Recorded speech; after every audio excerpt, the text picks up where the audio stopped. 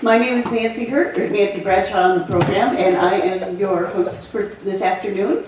And we're going to do a quick meet your neighbor. So if you could introduce yourself to two people you don't know, and if you would share with them your absolute favorite summertime food.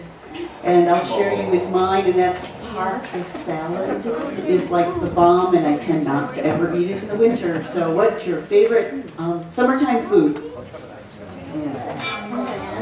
Oh, come on. Tom. Bring it on, get up. We just met. All right. I met her once. She didn't remember all her food. I know, but I can say hi. I'm going to go with mine is pasta salad. I gotta go in.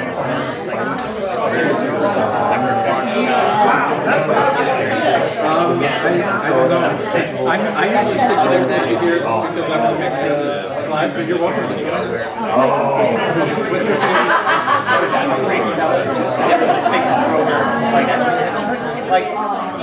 No, I bet it all the time. Like,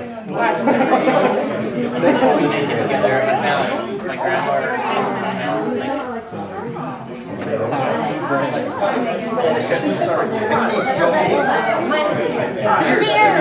Caesar salad, or maybe ice cream.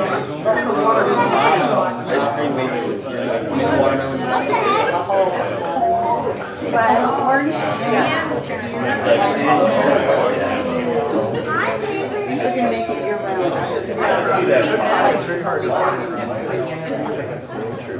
Get a bad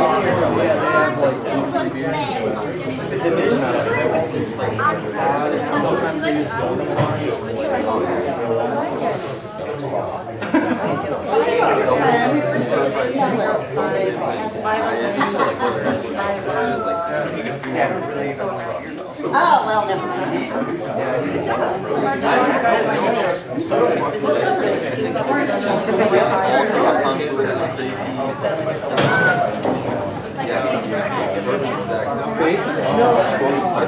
That doesn't ruin it.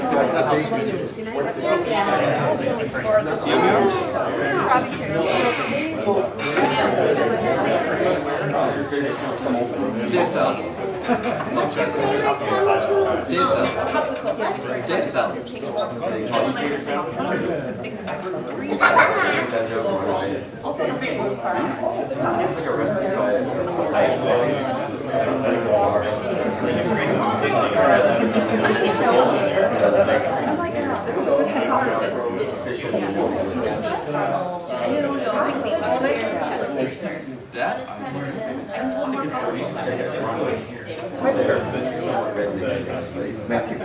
Ben. Janine takes on the cake. Markers. This is your first time? No?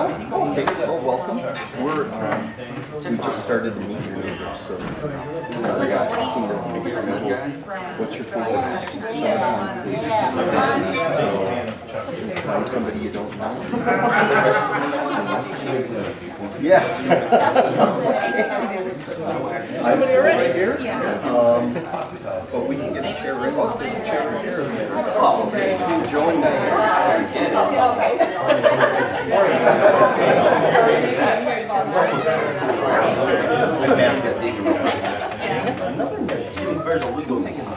This is your first time?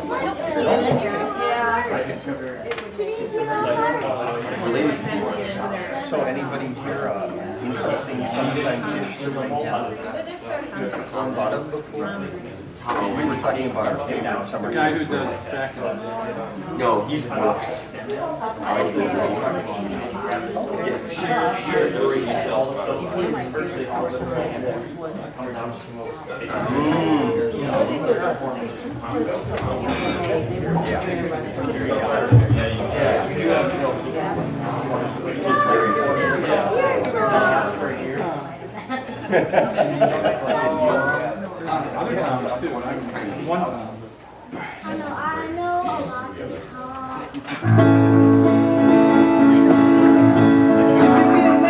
You can turn a phrase into a weapon or a drug. You can be the outcast, or be the backlash of somebody's dialogue. Or you can start speaking up. Nothing's gonna hurt you the way the words do, as they settle beneath your skin. Kept on the inside, no sunlight, sometimes the shadow wins. I wonder what would happen if you say what you wanna say and let the words fall out. Honestly, I wanna see you be brave with what you wanna say and let the words fall out. Honestly, I wanna see you be brave. Just wanna see you. Just wanna see you. Just wanna see you. I wanna see you be brave. Just wanna see you. Just wanna see you. Just wanna see you. I wanna see you be brave. Everybody's been there. Everybody's been stared down by the enemy. Falling for the fear and doesn't disappear and bow down to the mighty. Don't run. Stop holding your tongue. Maybe there's a way out of this place where you live. Maybe one of these days you can let the light in. Show me how big your brave is. Say what you wanna say and let the words fall out. Honestly, I want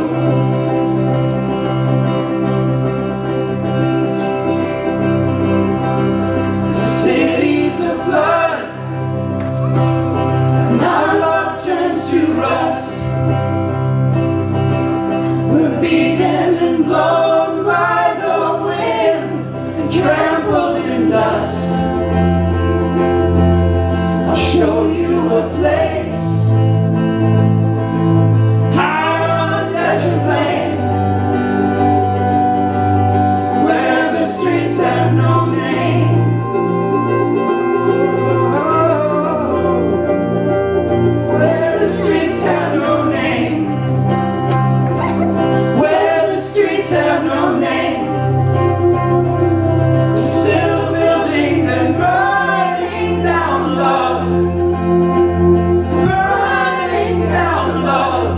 And when I go there, I go there with you. It's all I can do. Our love turns to rust. We're beaten and blown by the wind, blown by the wind. Oh, when I see love, see our love turn to rust. We're beaten and blown by the wind, blown by the wind. And when I go there, I go there with you. It's all I can do.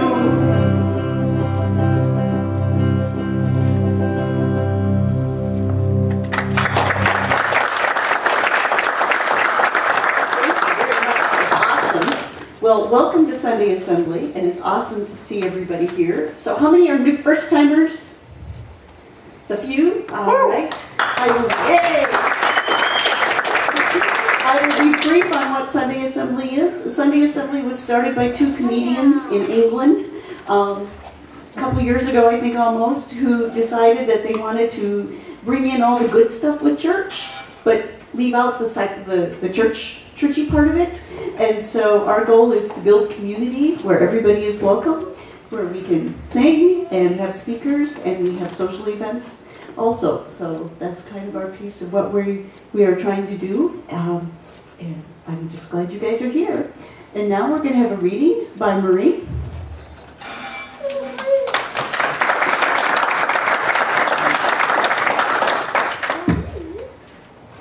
Hey everybody, I'm Dr. Nick. Simpsons. Okay, so I'm doing a little reading from the book To Kill a Mockingbird. I haven't practiced it, so if you have any questions, don't ask me. So, this is the two brothers talking to each other. There is going to be a sort of bad word. Scout and Jet. It's a boy and a girl, so they're not brothers. So, Jim kicked off his shoes and swung his feet to the bed. He propped himself against the pillow and switched on the reading light. You know something, Scout? I've got it all figured out now. I've thought about it a lot lately, and I've got it figured out. There's 4 kinds of folks in the world. There's the ordinary kind like us and the neighbors. There's the kind like the Cunninghams out in the woods. And the kind like the Ewells down at the dump, and the Negroes. What about the Chinese and the Cajuns down yonder in Baldwin County, Scout asks. Well, I mean Macomb County. The thing is about that is our kind of folks don't like the Cunninghams. The Cunninghams don't really like the Ewells, and the Ewells hate and despise the colored folks. I told Jem if that was so, then why didn't Tom's jury, made up of folks like the Cunninghams, acquit Tom to spite the Ewells? Well then, how do you explain why the Cunninghams are different? Mr. Walter can hardly sign his name, and I've seen him. We've just been reading and writing longer than they have. Apostrophe N. Longer than they have. So everybody's got to learn. Nobody's born knowing. That Walter's as smart as he can be, but he gets held back sometimes because he has to stay out and help his daddy. Nothing's wrong with him. Nah, Jem, I think there's just one kind of folks. Jem turned around and punched his pillow. When he settled back, his face was cloudy. He was going into one of his declines, and I grew wary. His brows came together, his mouth became a thin line. He was silent for a while. That's what I thought too, he said at last, when I was your age. If there's just one kind of folks, why can't they get along with each other? If they're all alike, why do they go out of their way to despise each other? Scout, I think I'm beginning to understand something. I think I'm beginning to understand why Boo Radley's stayed shut up in the house all this time. It's because he wants to stay inside.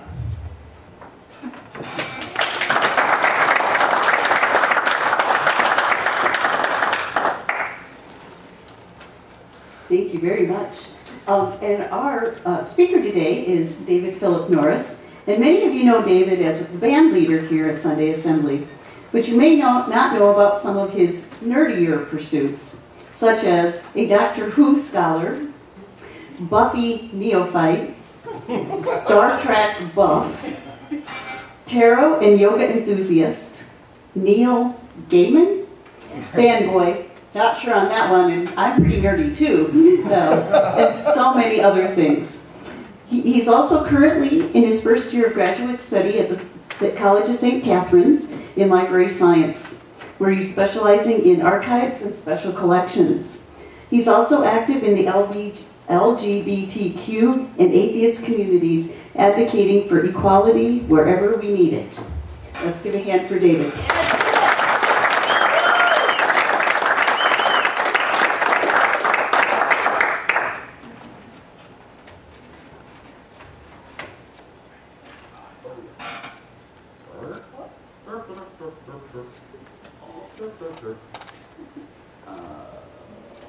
Volume is up. There's a mute button on the left.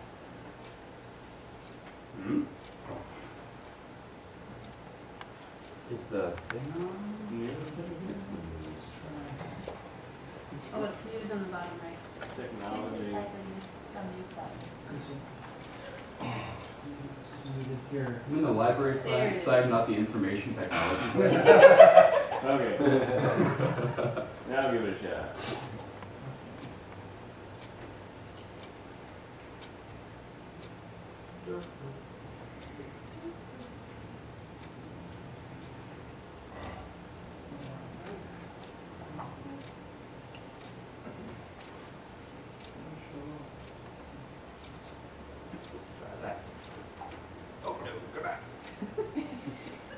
Now you can see all that fancy animation.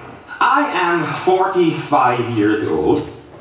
I know, I look amazing, thank you. I am 45 years old, and I have never once unselfconsciously held hands with a lover in public. I don't know how many of you can even imagine what that might be like, because of course it's a small thing, isn't it, holding hands with a lover in public. And it's not that nobody wanted to, it's just that we didn't feel comfortable to do that. And even if you are somewhere where you think, oh, it's perfectly fine here, you know, nobody here is going to react badly to our tiny gesture. You know, I don't know, say you're wandering through a posh department store. Even then, people will notice. Now, they may only notice because they're thinking, oh, isn't it nice to see two gays holding hands in public? But they still notice. And I don't want them to notice. Because then our small, intimate, private, little human gesture has been turned into a statement, and I don't want it to be turned into a statement. Our little private gesture, like Schrodinger's cat, is altered simply by being observed. Of course, many people object to the word homophobia itself. They object to the phobia part. I'm not afraid of you, they say. But I'm not saying that homophobes cower in fear every time they pass a Cher album. But they are afraid.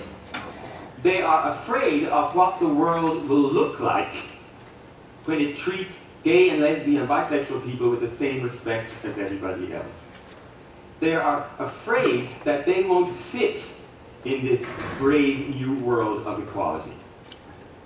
45 years old, I was born 6 months before the Stonewall riots, and you have had 45 years to work out that despite appearances, I am just as ordinary, just as unremarkable, and just as human as you are. I'm 45 years old, and I'm not asking anymore. I am just being. Human being. I may not be an explorer, or an adventurer, or a treasure seeker, or a gunfighter, Mr. O'Connell. But I am proud of what I am. I am a librarian. That's what I say every time. Stumble in drunkenly. So yes, I am in my first year of graduate study at St. Kate's University in St. Paul. I'm studying library science. I was kind of indirect route that I got there. Over the course of several months last year, several librarians asked me the same question, which is, have you thought about librarianship as a career? Because I was looking for one. And when I started looking into the career competencies, I started coming across things like love of knowledge and learning. Let's see, I had this all written down. Love of organization, very important in a library. But the one that surprised me most was a passion for equality and access for all. That's something that is very important to me. Is in 2008, I came out gay. And as I started living more openly and interacting with more people from the community, I started hearing stories from people and experiencing personally some of the homophobia and inequality that LGBT people have to face every day. So can you all hear me okay, by the way? Yes. Awesome. I'm trying to speak loudly. So, when you walk into a public space, what are some of the things that you look for? And what do you expect to see reflected back at you? Your culture, your community, your family and friends, your significant other, yourself. It's something that not a lot of us think about when we go into a public space. We take it for granted that we're going to be able to understand all the signage. We're going to recognize most of the people in advertisements and on billboards and in movies and television and in novels. There's an assumption that you are not an outsider. And this view, I wasn't aware of it really in myself until a few months ago when I interviewed a researcher for a project that I was working on. And she said that when you walk into a public library, you expect to find a book in your language. You expect to find a CD, a movie, something that you can understand and interact with. And as she was talking about this, she was describing immigrants coming to our country for the first time. And I tried to think about what that might be like. And I really didn't have to think too long or hard, because I experienced that some of growing up myself.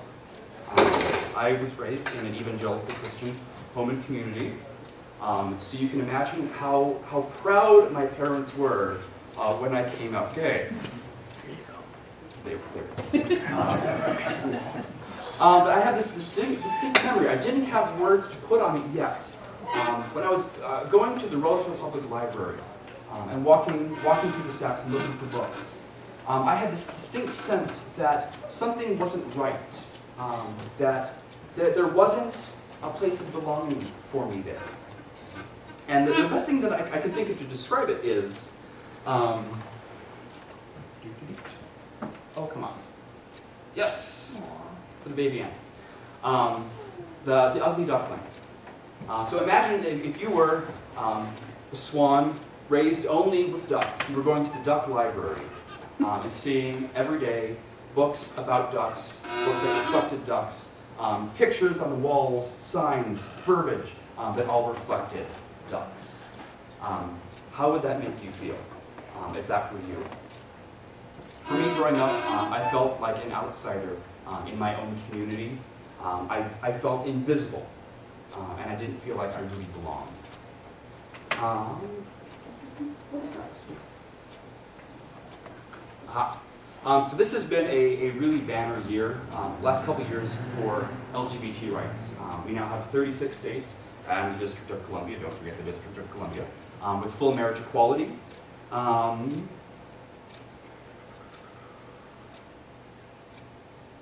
am I in my notes? Oh yes, DOMA. Parts of DOMA were struck down in the Defense of Marriage Act. Don't Ask, Don't Tell was repealed in 2013, and in 43 states it's now legal to jointly adopt a child, for a same-sex couple to adopt a child. So that's phenomenal, but we're still not entirely done. There's a lot of work still to do, and a lot of that work is going to be happening on the ground level in communities, in workplaces, in homes, in conversations. And what better place to do that than at the public library? Library scholar Richard Rubin writes that libraries are shaped by their societies, the attitudes and social, economic, and political forces that evolve within a given society are the self-same forces that shape its institutions. We've known for a long time that communities shape the services and collections that libraries have in their building. But now we're starting to ask, with the internet permeating our culture and completely changing how we interact with information, if it can go the other way. If our commitment to equal access to the freedom of information and treating everyone equally in the library can influence and shape our communities. So, public libraries in the US. There are just over 900,000 public libraries in the United States.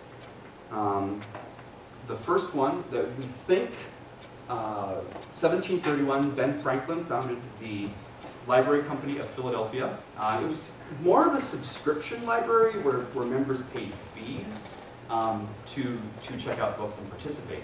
That was for the upkeep of the building and books.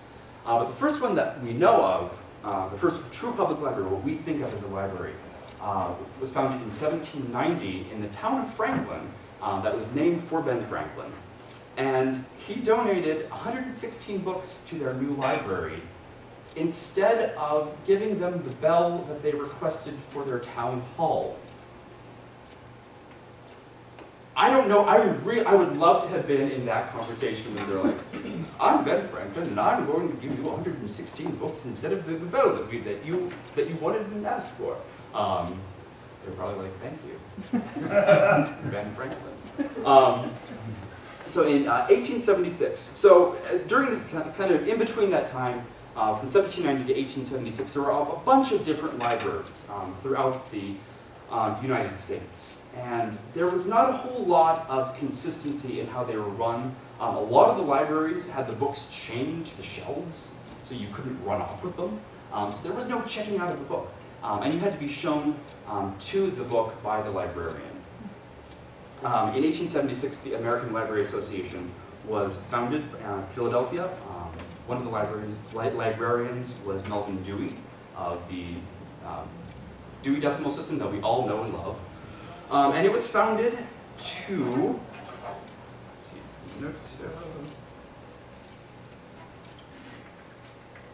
define, extend, protect, and advocate for the equality of access to information. In 1939, the ALA published two documents, the Library Bill of Rights and the ALA Code of Ethics. Now these two documents together form the basis of a philosophy of service for librarians, even still today. It's been revised several times, but this is still the founding document for many librarians. And it covers things like the idea that library materials are there for the entire community to use, that the books belong to everyone, and that librarians should distinguish between personal convictions and professional duties, uphold intellectual freedom and oppose censorship in all forms. Censorship is one of the dirtiest words in library science. We don't like it. We think that even if a book is somewhat objectionable, it should still be there because it's an idea, and everyone deserves access to ideas. Respecting the right to privacy and confidentiality. How often do you think about this when you go to the library and you check out a book? Does anyone think about that? Your patron record, the record that books that you check out, is private. No one, even the librarians, has access to that, which is pretty cool. Probably most importantly, no one should be denied access to library materials for any reason, and that includes buildings. No one should be barred access to a library. It is there for everyone to use. It is free, regardless of whether you can pay. Some libraries even will waive fines if you have financial difficulties. So, how did this look for the gay community? We're looking at this issue of LGBT equality in libraries. The beginning of the 20th century was not a really great time to be gay in the United States. Towards the end of the 19th century, the general consensus was that homosexuality was a sexual deviancy, sexual perversion, and a mental illness. And in 1952, actually, the American Psychiatric Association, in the Diagnostic and Statistical Manual, say that 3 times fast, published its first edition, and in that edition, homosexuality was listed as a mental disorder. This was particularly bad for the gay community at that time, because right around that time you had the end of World War II, and you have the rebuilding of American society and the desire to return to pre-war social values. So you have the rise of religious, political, and social conservatism.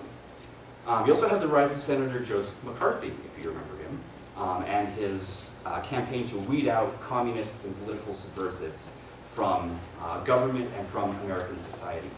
Now, that definition of homosexuality as a mental illness carried over into government.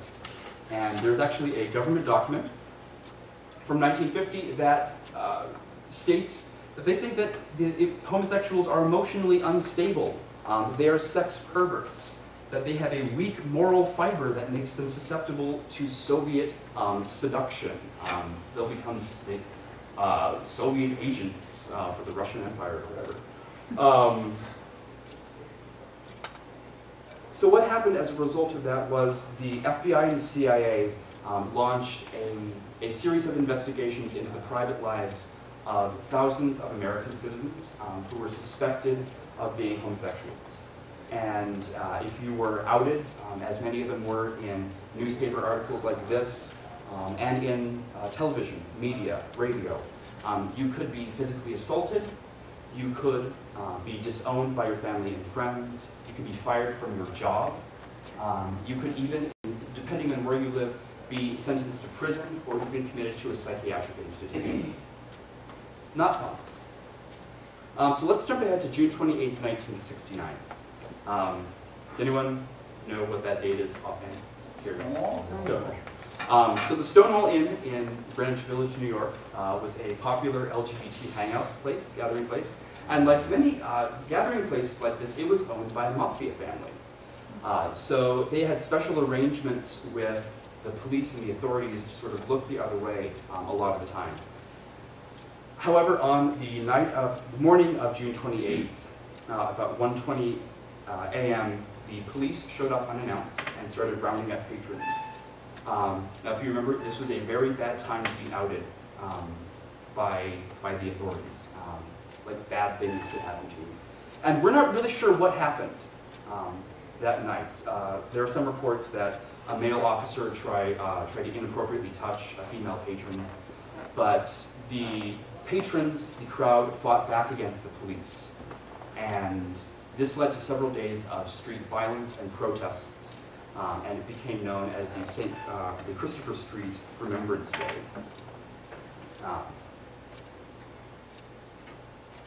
So, if you were gay in the 1960s, and you went to a library to check out a book about you, you would probably find it in the restricted section because of that diagnosis of homosexuality as a mental disorder. If you were looking up in the Dewey Decimal, homosexuality, you would find that under psychoneuroses. And that would be between disorders of character and personality and mental deficiency. How does that make you feel?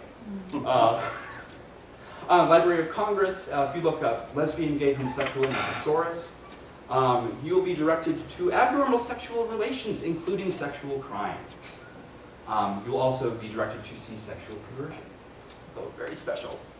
So a year after the Stonewall riots, gay activist Barbara Giddings got involved with the ALA, and she started the Task Force on Gay Liberation, which later became the GLBT Roundtable, in the ALA, which is still the primary advisory body for LGBT issues and librarianship. She was very active. Towards the middle of the 1960s, a number of protests started happening, and she was instrumental in organizing some of those early ones, like in front of, in front of the White House and in other government places. She was also active with the American Psychological Association, organizing some of the first panels on discussing homosexuality and declassifying it as a mental illness. The guy on the right in the mask was a gay psychiatrist who agreed to sit on the panel only if he could be in disguise and if his voice could also be disguised. So that's kind of the culture of fear kind of surrounding the gay community at the time. In 1973, they successfully lobbied the ALA to have that removed. That paved the way for a lot of other future reforms, particularly in libraries. And Barbara also lobbied the ALA and the Library of Congress to have that subject heading changed and removed from the catalog. And so this is what you will now find if you search in the Library of Congress catalog for any LGBT issues. So how are libraries doing today? Many libraries are straining under shrinking budgets. A lot of governments don't see libraries as a priority, and so they're cutting funding left and right. At the same time that libraries are being expected to step up in terms of meeting social services, social service needs, and the needs of an increasingly diversifying patronage to libraries. What I've heard in my conversations with librarians is that a lot of them are aware that there is an inequality issue in libraries, but they just don't know what to do about it. There are only so many gay librarians to go around, and we can't be teaching everyone. So there's a real need for education and training. Library staffing boards and administrators are also really wary of including any potentially controversial material. So that's sort of a form of censorship in a way. It's selection. Rather, they're excluding certain books from the collections because they're afraid of book challenges. How many of you are familiar with the idea of book challenge? Oh, not many. That's the formal process that a patron can if they object to a book, say, and Tango Makes Three, the children's book about I think it's the gay penguins. Yep. You could bring a formal complaint to the library board and ask them to remove that book. It's very rare that they actually do it, but there are instances where libraries will censor materials. So collection development. Collection development is the process by which libraries choose what books they're going to have in their collection. And there are a number of things kind of going on here for LGBT inclusion in those collections. A lot of it going back to unfamiliarity with LGBT identities, LGBT issues. So a lot of them are really daunted, in particular by that acronym. Does anyone know what that stands for?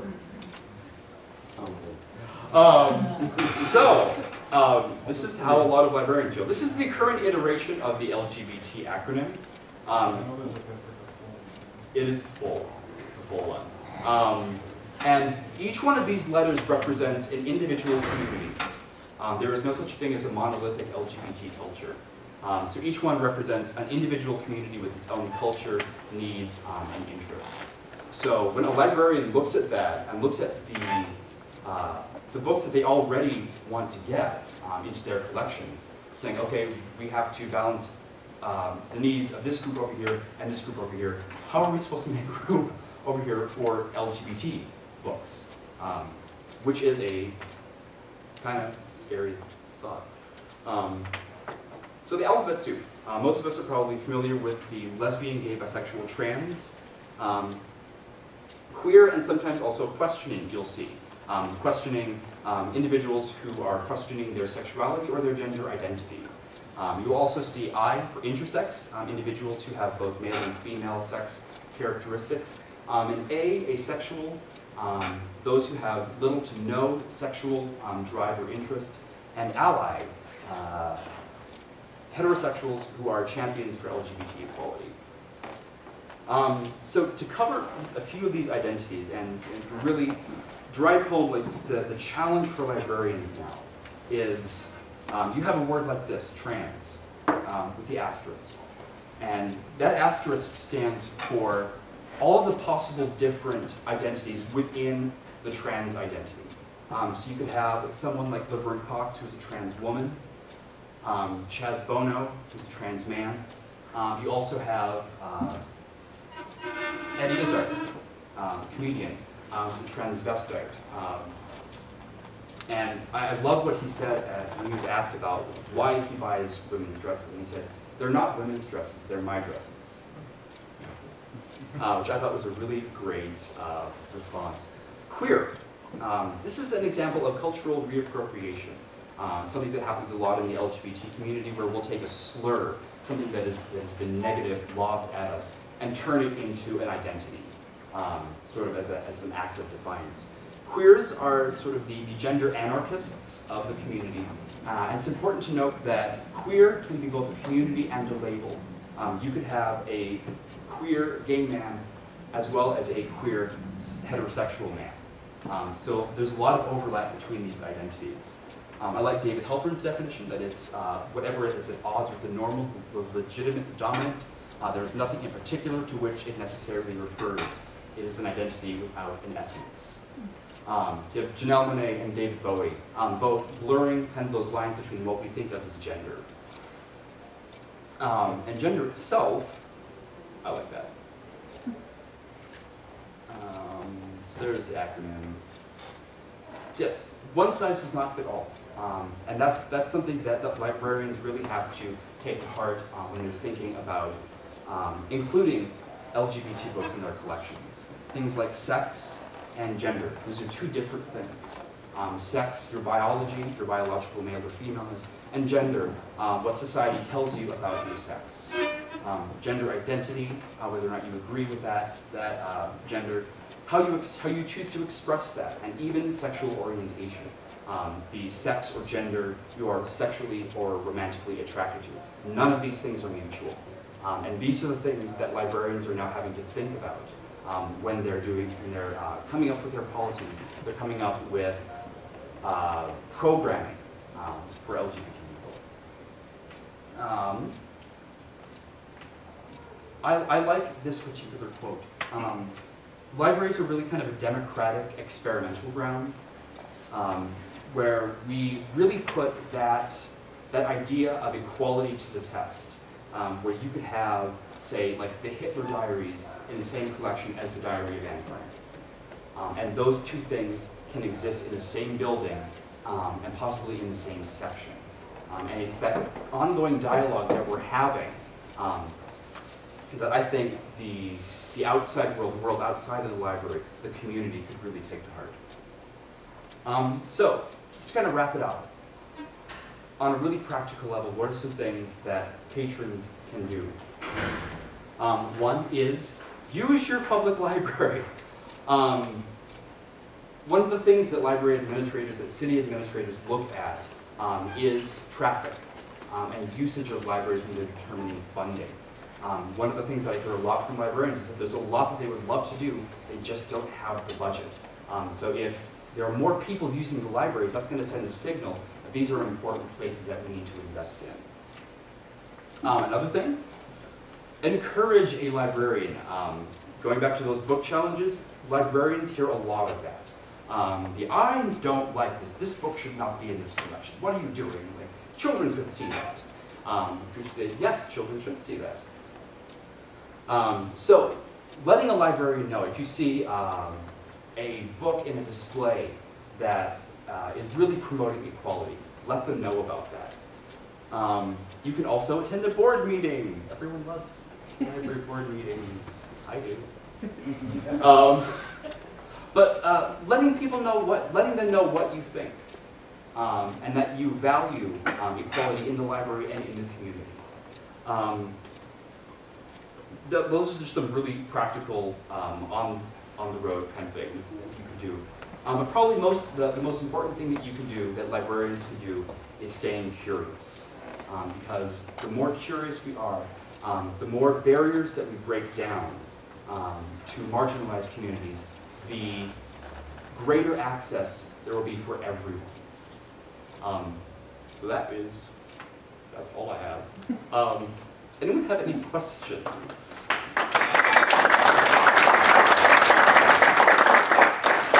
Do you know an example of a book that they have pulled after somebody has appealed it? I don't offhand. You're going to see that a lot in places more like Tennessee, Tennessee or Mississippi, where that's a lot of a cultural thing, where the library board itself, librarians are often with that conservative majority down there. So they will opt to censor it. Those challenges are often challenged themselves and often overturned. Is there a crossover between public school library and public library? A little bit. I know Roseville Library right now, they're on their summer session, and they have a reading program. Because the school library is closed, the Roseville Library has opened its doors to the Roseville students. So they're doing that. Another important thing about, especially school libraries, is that you're going to see, especially with more LGBT visibility, you're going to see a lot of kids coming out earlier. So you're going to see queer kids, trans kids, gay kids, bi kids in those libraries. So it's really important that especially school libraries are a diverse place where they see themselves reflected. Jack? Who decides why Sylvia Brown's books are nonfiction? You know, she's the channeler who talks to the dead.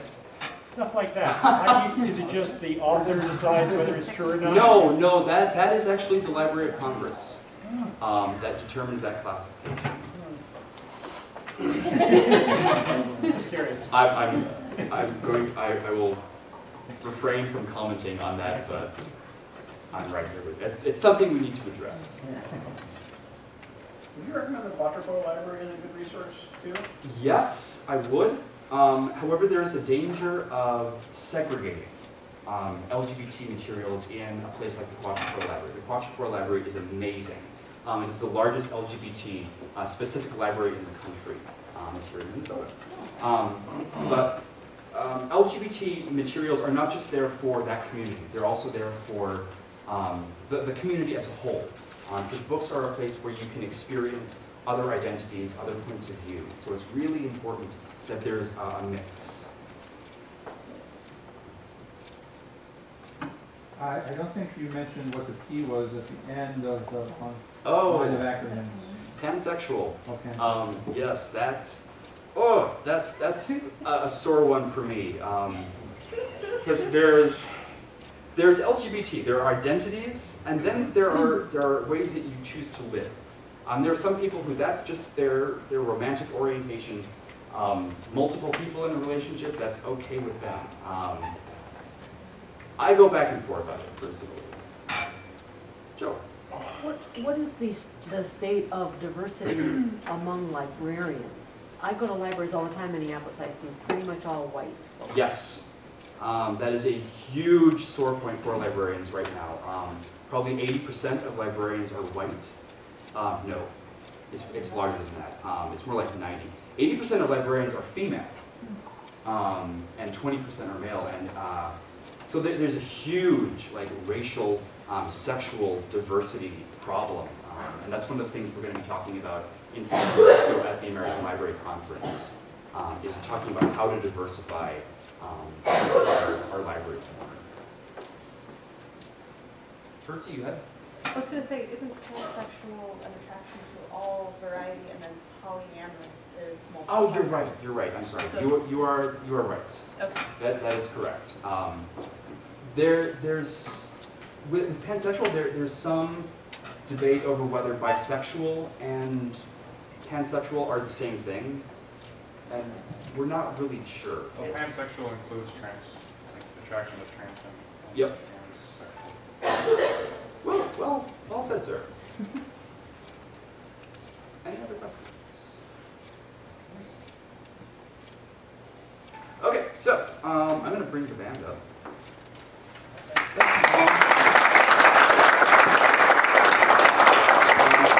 We're going to close this with a song that I am really falling in love with. When I first heard it, I wasn't really sure what it was about until I started thinking about it in terms of equality.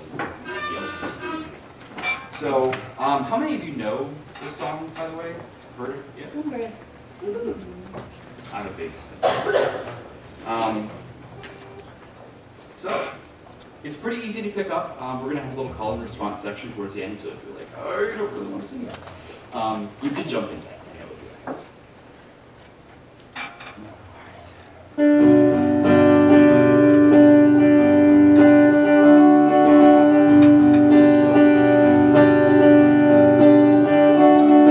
Let's commence to coordinate our sights, get them square to rights, get them square to rights. Condescend to calm this riot in your mind. Find yourself in time. Find yourself in time.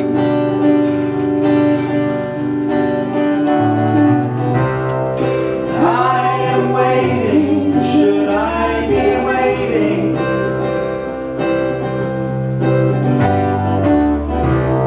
And I am wanting, should I be wanting? When all around me, all around me,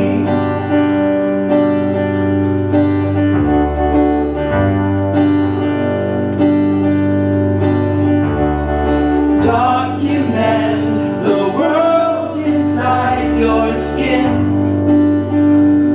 the tenor of your shins, the timbre of your limbs.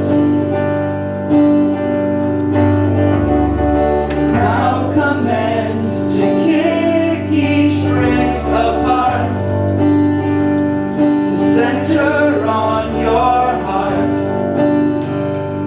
starting with your heart, right heart.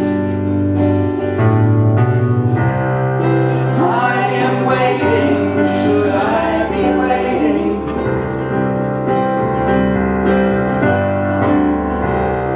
I am wanting, should I be wanting? When all around me, I skipped a verse. All around me.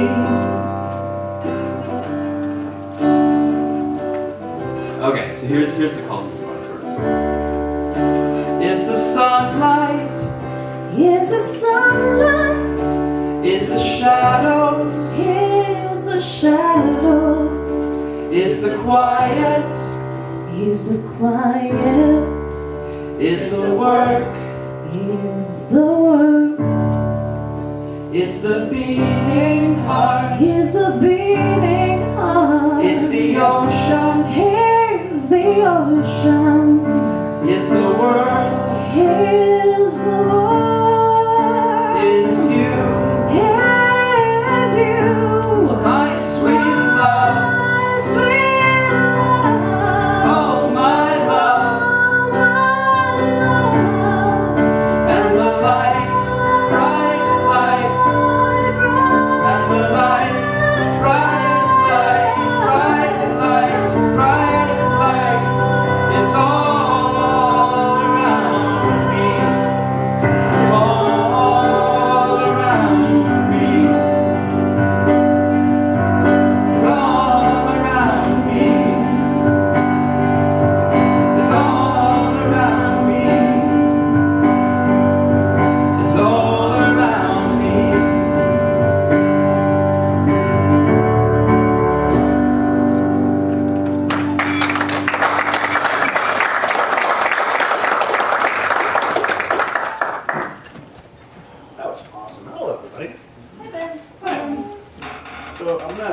behind what David was talking about, my experience in working, being in the library field, because David just started his career, just started school. I just ended school in library science, so. One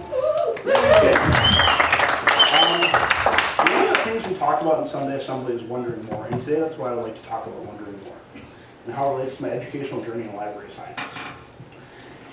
If you were to say to me 2 years ago, Ben, you're on your way to another college degree, I might have looked at you and laughed. I already had obtained a degree in human services and social work, and for me that was enough. I had planned to work a job in the human service field and stay at that job for as long as I could. However, fate had different plans for me. In 2013, I lost my job, and literally after that, I felt lost. I didn't know what I was going to do with myself, and had no idea what my next step would be. During that time, I took solace in books. I enjoyed the adventures of James Bond, which made me feel alive. And when I needed a good laugh, the ending was always there to pick me up. With all this feeling alive and laughing, I decided that I would pursue a career in what made perfect sense to me, library science.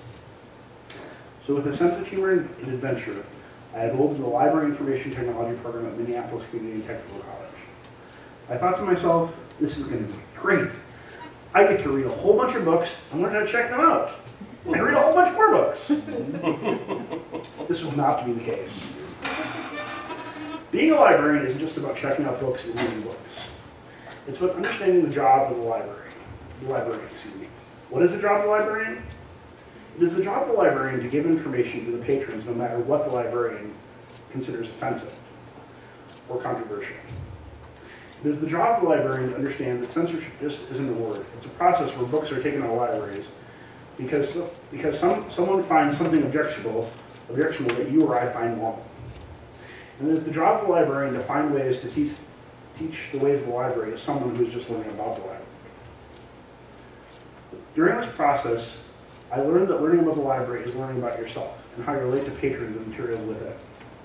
I also realized that I didn't have to stay in one place and in one field. I could learn something new and do something I love. I would like to end today with a quote from the movie American Splendor. Now to set things up, the main character Harvey had just ran into an old classmate, Alice Quinn, and he's reflecting upon the choices he made and where his life went. I felt more alone that week than any.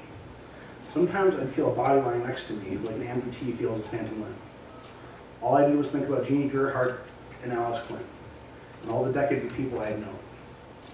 The more I thought, the more I felt like crying. Life seemed so sweet and so sad, and so hard to let go in the end. But hey man, every day is a brand new deal, right? Just keep on working and something's bound to turn up. Thank you.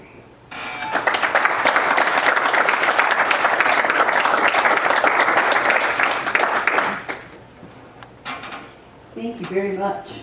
Now we're going to just take a moment or two for some silent reflection, and then we'll gather again for the wrap-up.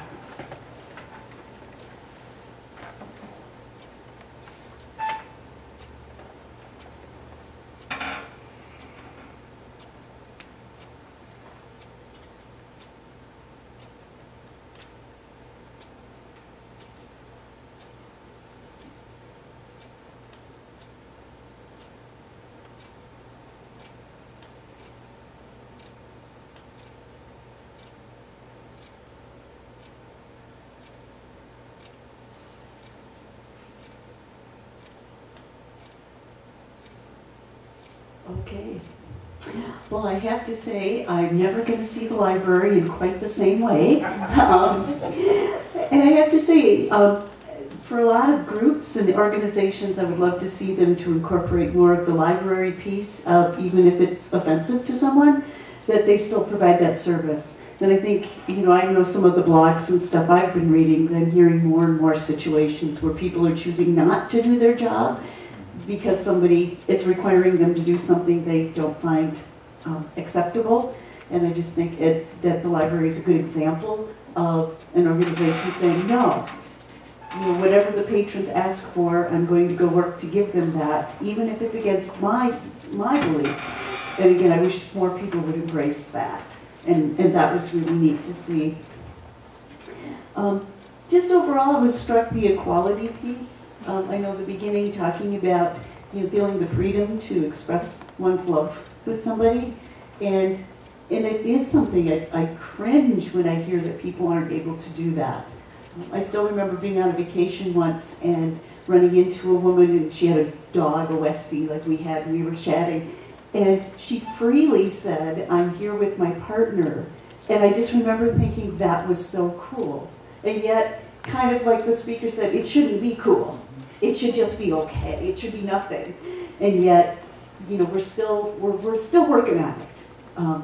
So again, that we can keep working on those things, and just nice to know that the library is working to also make things more equal for people. And hopefully we all go to the libraries and see people who are like us, whoever us happens to be. I know that the racial piece is often a big thing in literature. Also, women in leadership roles in literature were still way behind. And so hopefully those things will catch up. So thank you very much. And we will now do our closing song, and afterwards, Percy's going to pass out papers during the song, and then I will talk about our game.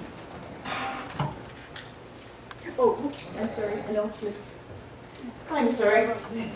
Got a little confused in myself. I'm going to do some quick announcements. One is, you see those wonderful little piggies on the tables. They are hungry. They are very hungry. If you could please feed them with money. That's the only thing they eat. That money goes to help pay for the beverages, any other things that we have right now. We're getting free rent, which we are very excited and happy for. But at some point, they're going to start asking us, I'm guessing, to cough up some money. There's a wine with Ted, and the date is on the program coming up, and that's going to talk here at TED Talk and talk about that. There's brunch, and I'm not sure on the date on that one, but a brunch coming up. At my house, we do movie night. Our next movie night is July 4th, so if you want to stay out of the crowds, you can come to our house. Movie to be determined, but we'll put it on Meetup as soon as possible. Sunday Assembly is also always looking for volunteers, so if you have a gift that you're willing to share, please let us know. We can certainly use help in all different kinds of areas. And now I think that's it. All right, sounds good.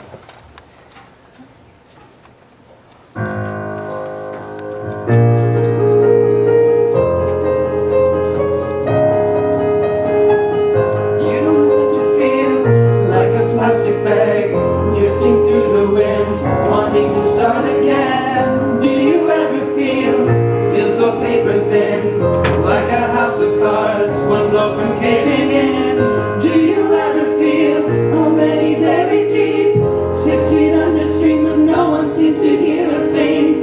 Do you know that there's still a chance for you, 'cause there's a spark in you, and you just gotta ignite the light and let it shine just on the night, like the 4th of July. It's baby on firework. Come on, show them what you're worth. Make them go oh, oh, oh, as you shoot across the sky. Baby, you're a firework. Come on, let your colors burst. Make them go oh, oh, oh. You're gonna leave them falling oh, oh, oh. You don't have to feel like a waste of space. Your original cannot be replaced. If you only knew what the future holds, after a hurricane comes a rainbow. Maybe the reason why all the doors are closed, so you can open one that leads you to the perfect road. Like a lightning bolt, your heart will glow, and when it's time you'll know. You just gotta ignite the light and let it shine just on the night, like the 4th of July. Baby, you're a firework. Come on, show them what you're worth. Make them go oh, oh, oh, as you shoot across the sky.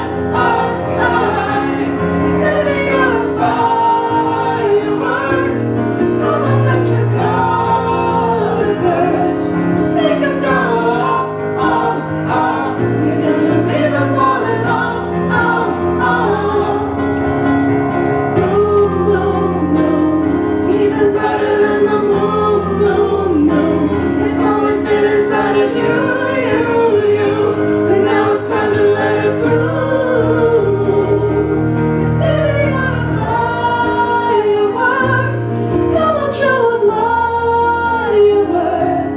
Make 'em go, oh, oh, oh, as you shoot across the sky. Baby, you're a firework. Come on, let your colors burst. Make 'em go, oh, oh, oh. You're gonna leave 'em rolling, oh, oh, oh. Boom, boom, boom, even brighter than the moon, moon, moon. Boom, boom, boom, even brighter than the moon, moon, moon.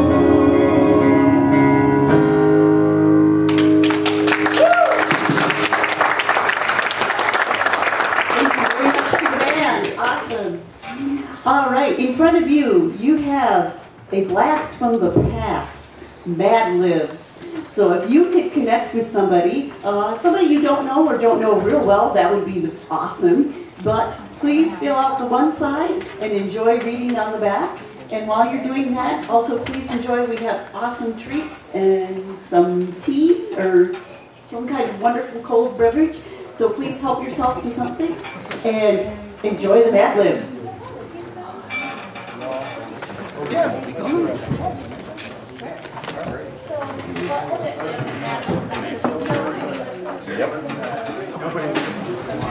Everybody was paying attention. Plural now.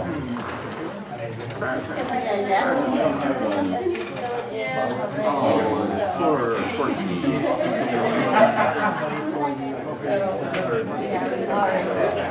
You want to sing the words?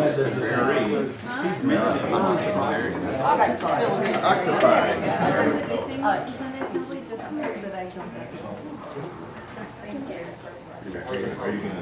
Are you gonna announce it?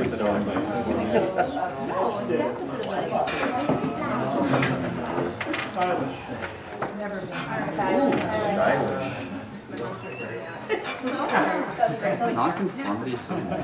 I will say city.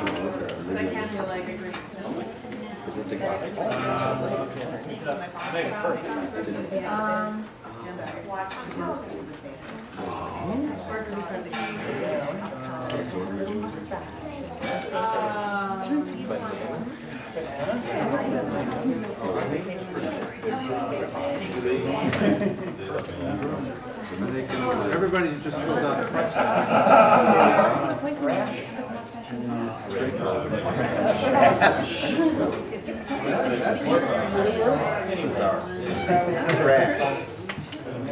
Oh, I need to know. Nuclear.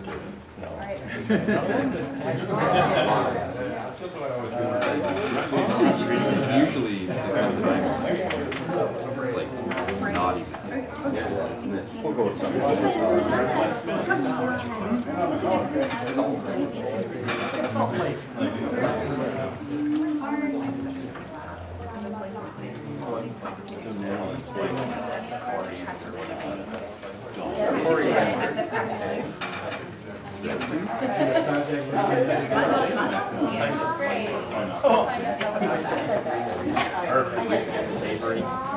I saw them at 7th Street. I haven't really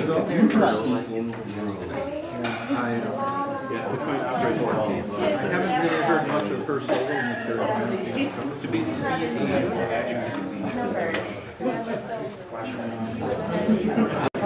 that one should be enough.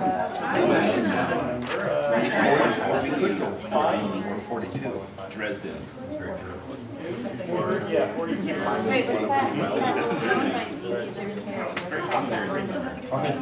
know, right? Debbie. A silly word. Discombobulated. Rolling. What's the other one?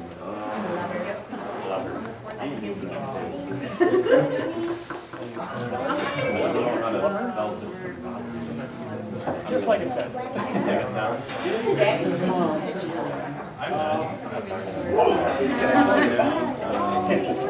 Are we just Walter? Yeah. Okay, John. Are you doing everything in D? You're doing alliterative? Alliterative Bicycle. Have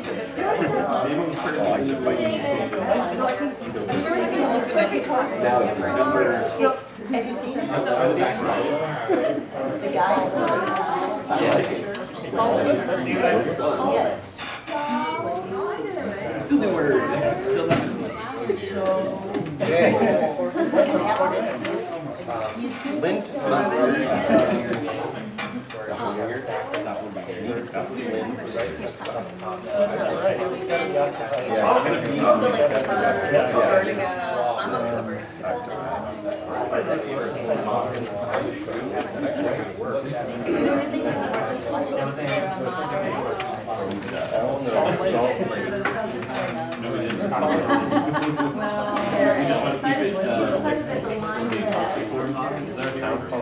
Adjective.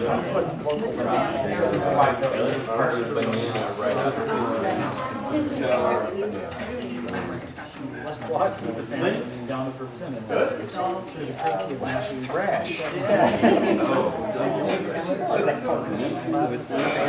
Down the coriander.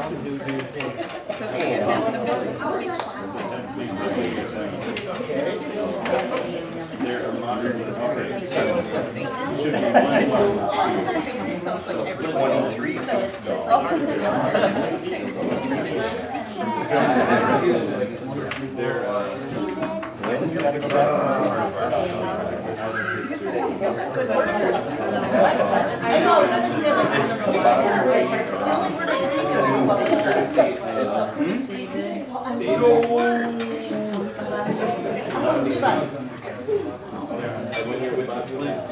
Where do you live?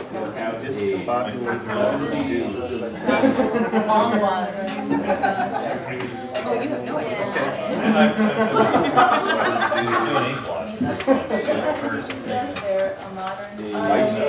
Bicycle.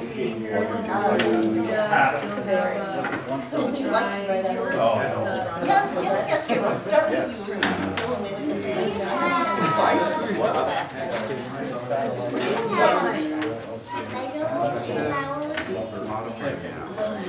Alright, fine. Very modified.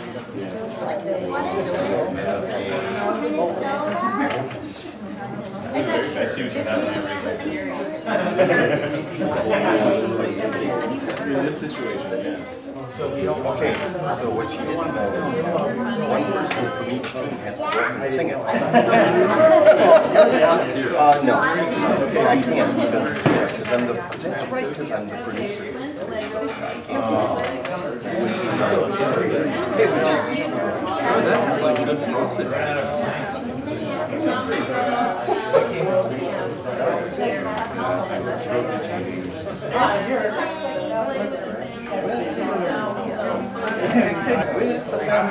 I didn't realize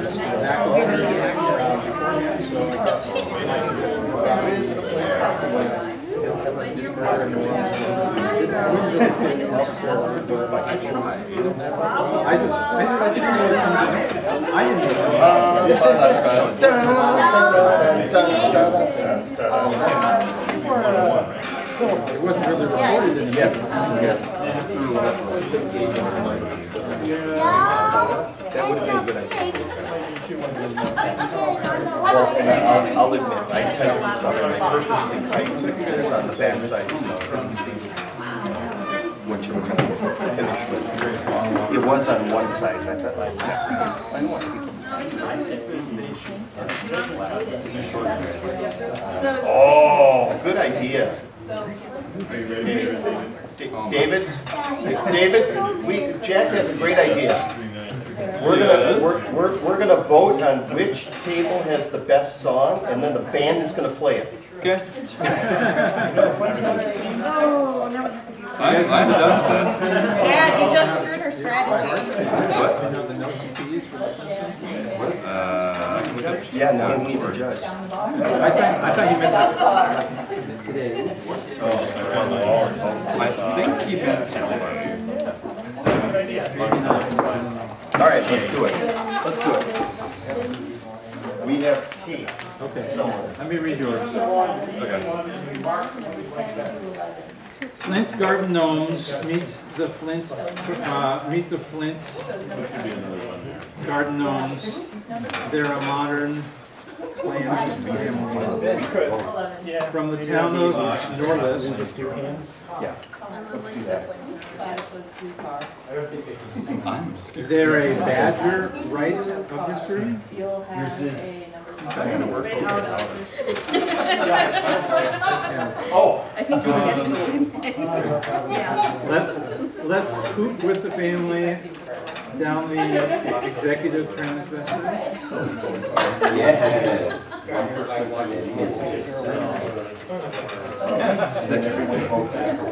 Through the courtesy of Marie's 42 feet.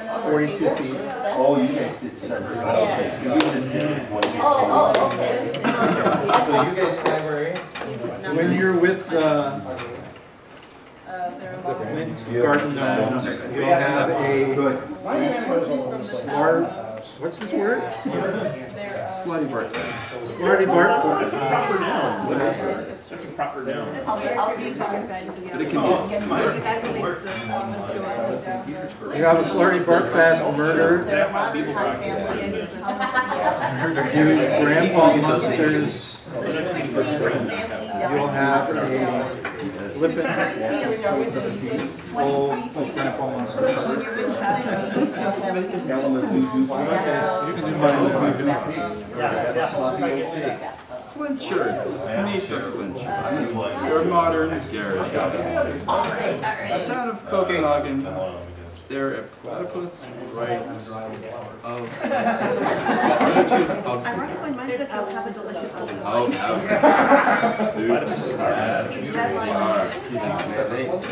I can't help this. I have to. Let's smoke with the family down the book through the courtesy of when you're you'll have a wibbly wobbly screwdriver.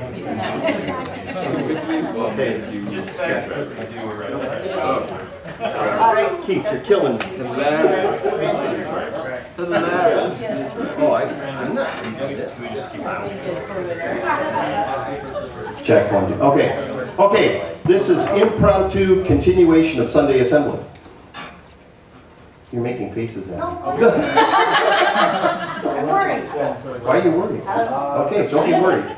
Okay, so this is what we're going to do. Each table, a couple of tables, they had multiple selections for the songs, so we had them quickly just pick one song that would represent their table. So we're going to have each table kind of give their rendition of the Flintstone song, read it, you don't have to sing it, and then everyone in the room is going to vote on which table's selection is the best, and then the band is going to play it for us. We are? Well, I think so, because the band leader said no problem. I didn't know what I was saying yes to. And I think there were about 30 witnesses. Okay, so I'll start. What the heck? So we got Flint Octopi. Meet the Flint Octopi. They're a modern, stylish family from the town of Salt Lake City. They're a banana right out of history. Let's thrash with the family down the Coriander through the courtesy of Nancy's 23 feet. When you're with the Flint Octopi, you'll have a discombobulated blubber-do bicycle. A blubber-do bicycle. You'll have a bulbous old bicycle. So there's one. Who's next? Oh, come on, I hear you breathing. Come on. Go ahead. Flintbirds, meet the Flintbirds. They're a modern, scary family. From the town of St. Petersburg, they're a sculpture right out of history. Let's walk with the family down the persimmon through the courtesy of Matthew's 27 feet. When you're with the Flintbirds, you'll have a platypus Kalamazoo-do pig. A Kalamazoo-do pig, you'll have a sloppy old pig.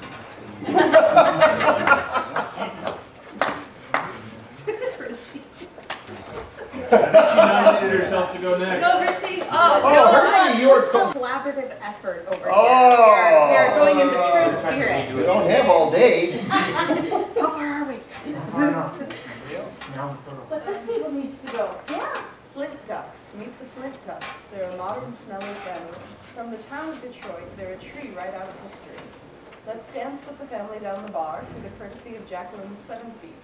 When you're with the Flint Ducks, you'll have a poop platypus do car, a platypus do car, you'll have a scary old car.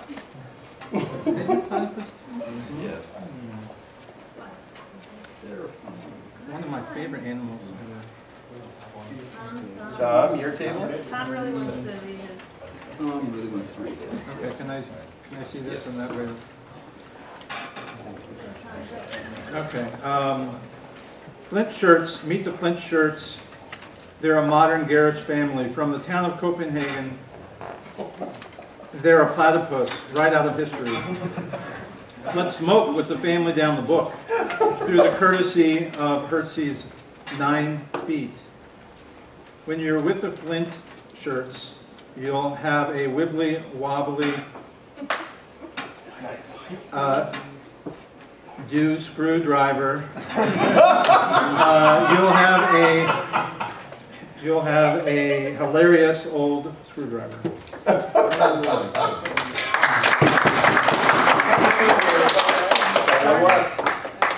So we had to censor a word. Something else. Flint mustaches. Meet the Flint mustaches. They're a modern sweaty family from the town of Mumbai. They're spaghetti right out of history. That's the censor group. Let's slap with the family down the flamethrower through the courtesy of Dustin's 3,333,232 feet. When you're with the Flint mustaches, you'll have an aardvark Poopy-Doo bicycle. A Poopy-Doo bicycle will have a scruffy old bicycle.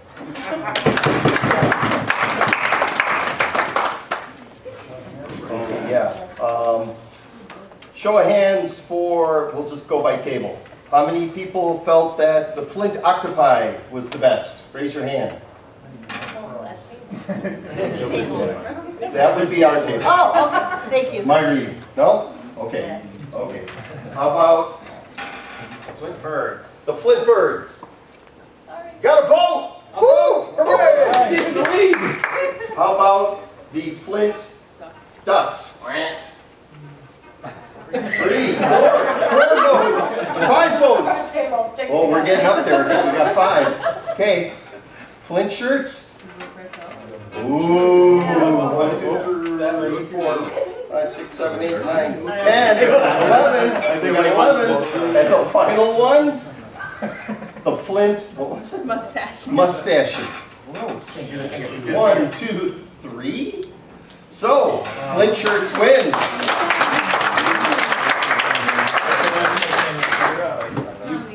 You have got me. Next week, next month. Okay, we'll be looking for it next month. Time to practice. I can't even find the chords for this. This started one of these. Like hit a microphone. I wish we could put it up on the Put it up on the screen. Put it up on the screen and I'll sing our tune. Flint shirts, meet the Flint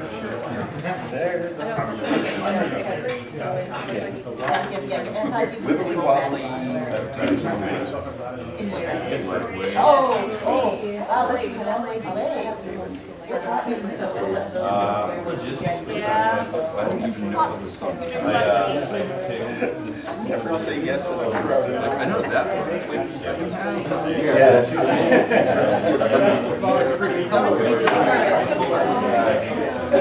You know, there was no bottom of the car. He used his feet to Sure, yeah. Sitting outside of. I remember mumbling that first one, Ben. It was negative. Good strong wind. Sitting outside of front of drag car.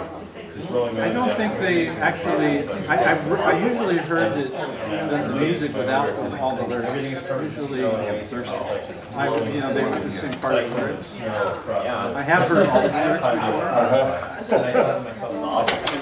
Why did you stop here? Yeah, it makes no sense.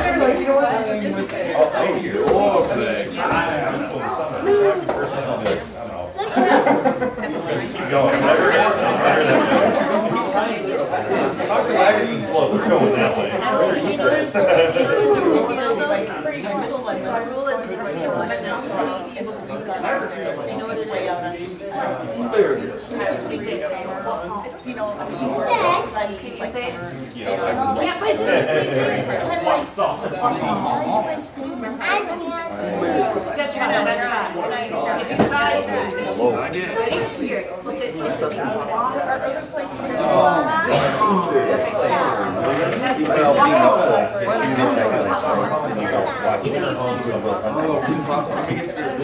I did, that was working. Oh, really? Let everybody recognize. I had forgotten some of the lines. Like the throwaway lines, they both have like hard Well, avec comment? Well, that's what we showed last year. And so we kind of thought, no, we don't want to show it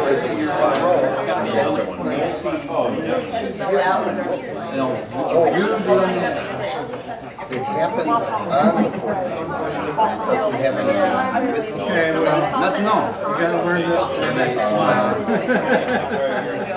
The shuffle.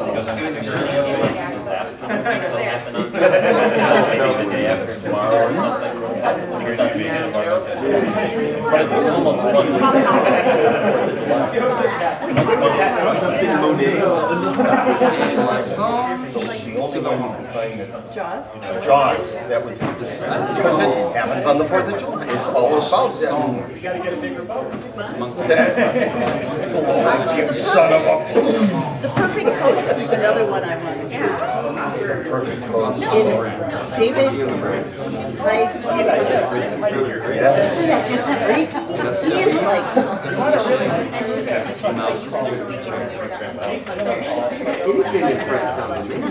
I learned cat and dog, but I never learned all the other animals. I took French 2 years in high school, and I took 2 semesters up in college.